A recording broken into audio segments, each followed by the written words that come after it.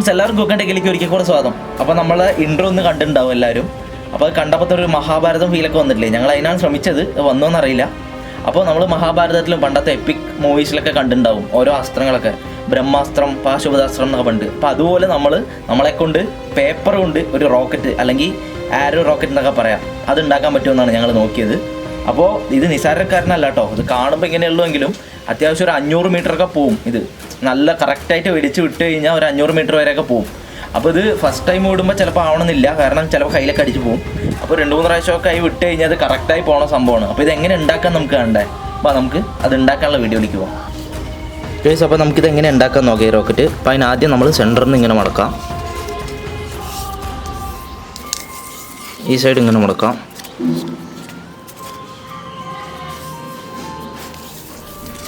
എന്നിട്ട് ഞാൻ മുടക്കിയിട്ടുണ്ട്.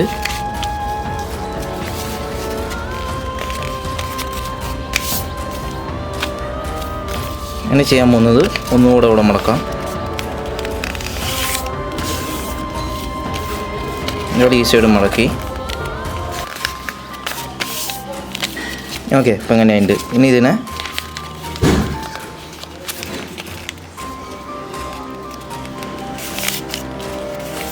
ഇങ്ങനെ മടക്കുക.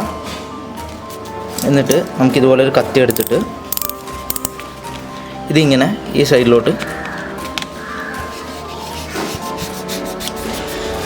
ഇങ്ങനെ സ്ലാൻഡ് ചെയ്തിട്ട് വേണം മുറിക്കാൻ. ഈ സൈഡിലോട്ട്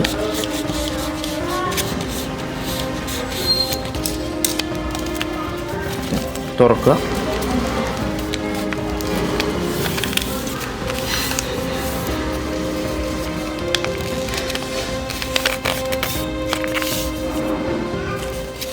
അങ്ങനെയായി. ഇതിനെ ഒന്നുകൂടെ ഇങ്ങനെ മടക്കി കഴിഞ്ഞാൽ നമ്മുടെ ആരോ റെഡി ആയിട്ടുണ്ട്, റോക്കറ്റ് ആരോ. ഇനി നമുക്ക് ഇത് വിടാനുള്ള റബ്ബർ ബാൻഡ് ഉണ്ടാക്കണം. അതെങ്ങനെ ഉണ്ടാക്കാൻ നോക്കാം ഫ്രണ്ട്സ്. അപ്പോൾ നമുക്ക് അടുത്തതിന് വേണ്ടിയിട്ടുള്ള, നമ്മൾ വിടാൻ വേണ്ടി റബ്ബർ ബാൻഡാണ് യൂസ് ചെയ്യണം. അപ്പോൾ അതിനുള്ള റബ്ബർ ബാൻഡ്സ് റെഡിയാണ്. അപ്പോൾ ഞങ്ങളൊരു 5 റബ്ബർ ബാൻഡ് എടുത്തിട്ടുണ്ട്.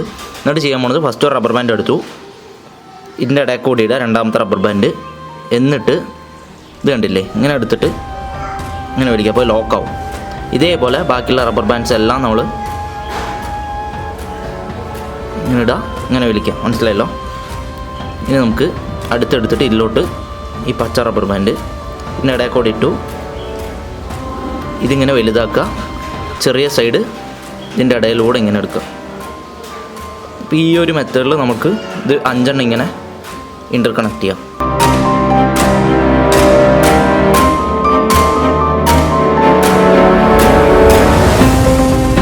കണ്ടില്ല? അപ്പോൾ നമ്മൾ 5 റബ്ബർ ബാൻഡ് വെച്ചിട്ട് ഇങ്ങനെ ഒരു ഇത് ഉണ്ടാക്കിയിട്ടുണ്ട്. നമ്മൾ ഇനി ഇതിലാണ് വിടാൻ പോകുന്നത് ആ റോക്കറ്റ്.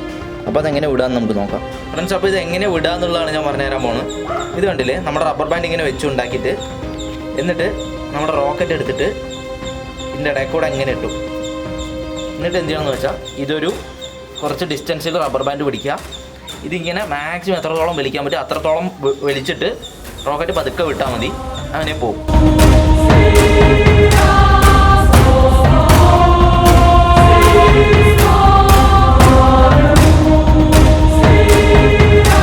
ഫ്രണ്ട്സ്, അപ്പോൾ എല്ലാവരും നമ്മുടെ വീഡിയോ ഉണ്ടല്ലോ, ഈ ആഴ്ചത്തെ എല്ലാവർക്കും ഇഷ്ടമായെന്ന് വിചാരിക്കണം. വീഡിയോ ഇഷ്ടമെങ്കിൽ തീർച്ചയായിട്ടും ലൈക്ക് ചെയ്യണം നമ്മുടെ വീഡിയോ.